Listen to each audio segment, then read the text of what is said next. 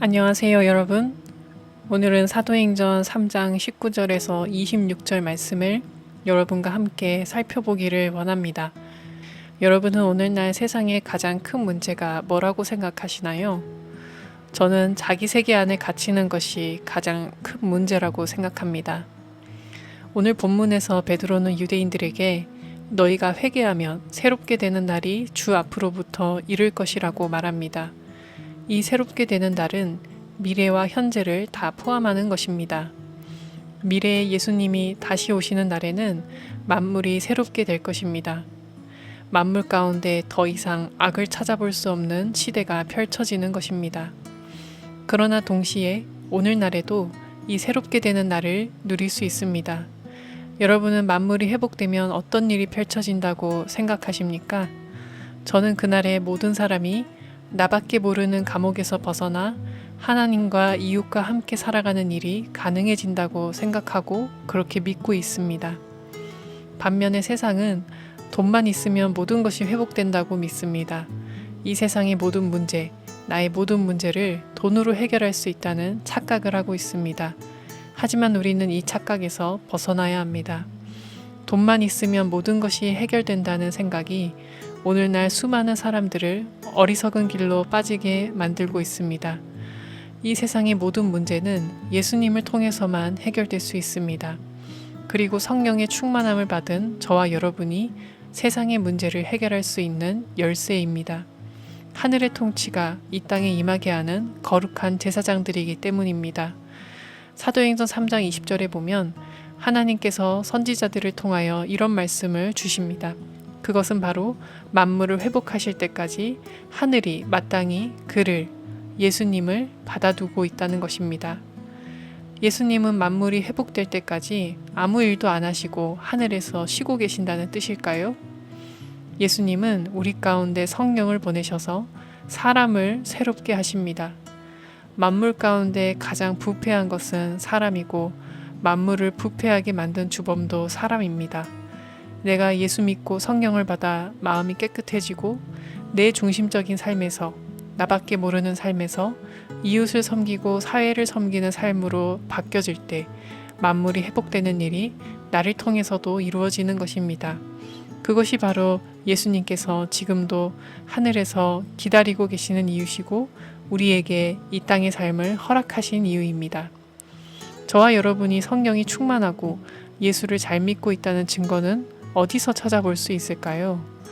내가 하나님과 얼마나 가까운지, 얼마나 하나님과 자주 교제하는지, 얼마나 기도를 잘하는지를 보면 알 수 있을까요? 저는 그렇지 않다고 생각합니다. 내가 이웃에게 어떤 영향을 주는지를 보면 알 수 있다고 생각합니다.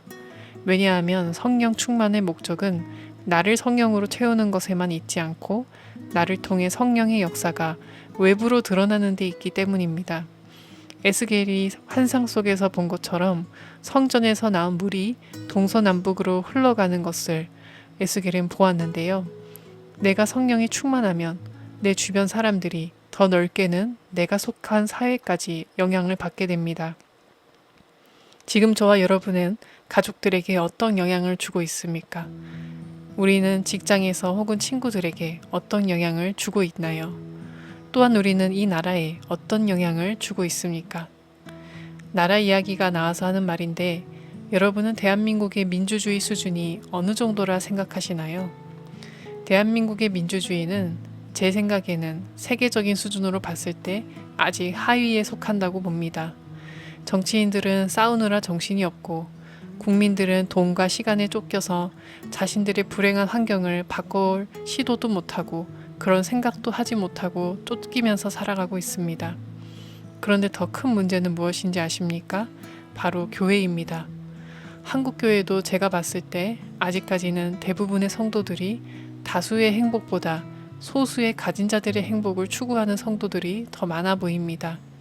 심지어 교회들도 서로 경쟁하지 않습니까? 우리 교회가 최고다. 저 교회 가지 말고 우리 교회 나와서 등록해라 하면서 말이죠. 이처럼 세상이나 교회나 나밖에 모르는 모습을 벗어버리는 것은 참 힘든 일입니다. 나밖에 모르는 인생에서 하나님과 이웃과 함께 살아가는 인생으로 바뀌는 과정은 하루아침에 일어나는 것이 아닙니다. 하지만 여러분, 이것이 바로 저와 여러분이 하나님의 형상답게 살아갈 수 있는 유일한 길입니다. 지금 혹시 경제적으로나 혹은 건강적으로, 사회적으로 큰 위기에 처한 분이 계십니까? 그럴수록 나만을 위한 삶이 아닌 하나님을 위한, 타인을 위한 삶을 살아야 합니다. 어렵고 힘들수록 이기적인 삶이 아니라 이타적인 삶을 살아갈 때 하나님께서 새로운 길, 더 좋은 길로 여러분을 인도하실 것입니다. 오늘 본문 25절에 보면 하나님께서 아브라함에게 땅 위의 모든 족속이 너의 씨로 말미암아 복을 받으리라 말씀하셨다고 합니다.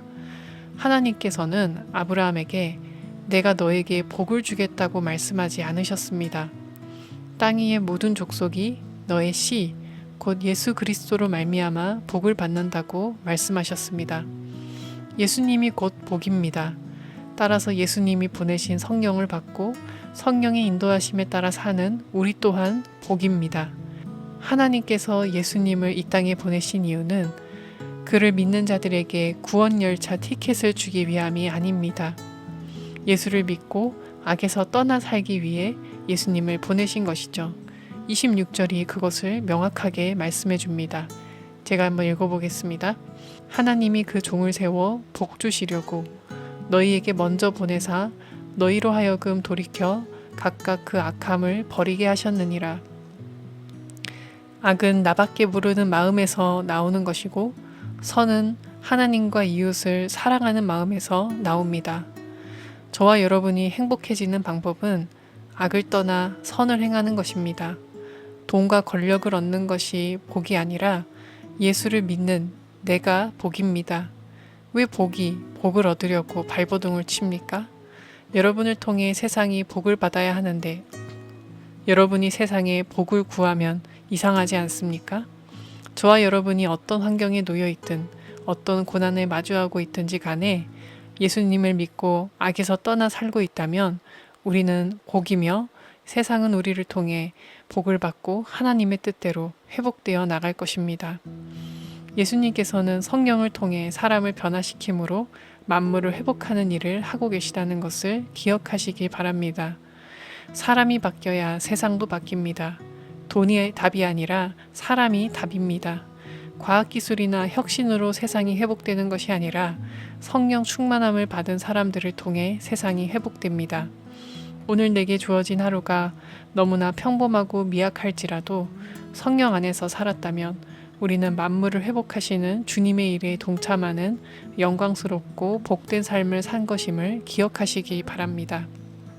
기도하겠습니다. 하나님 아버지, 우리 삶이 힘들고 어렵고 괴로울지라도 내가 누구이고 하나님이 나를 이 땅에 왜 보내셨는지를 잊어버리지 않게 도와주시옵소서. 우리는 이 땅에 거룩한 제사장으로 살아가고 있고 하나님의 통치를 이 땅에 임하게 하는 축복의 통로임을 잊지 않게 도와주시옵소서. 주님, 나밖에 모르는 마음에서 하나님과 이웃을 향하는 마음으로 바뀌게 하시고 이기적인 삶이 아니라 이타적인 삶을 살아감으로써 하나님의 인도하심을 받으며 늘 복을 누리며 살아가는 우리가 되게 하여 주시고 진정한 행복을 누리며 살아가게 도와주시옵소서. 이 하루도 주님과 함께하길 원하며 예수님의 이름으로 기도합니다. 아멘.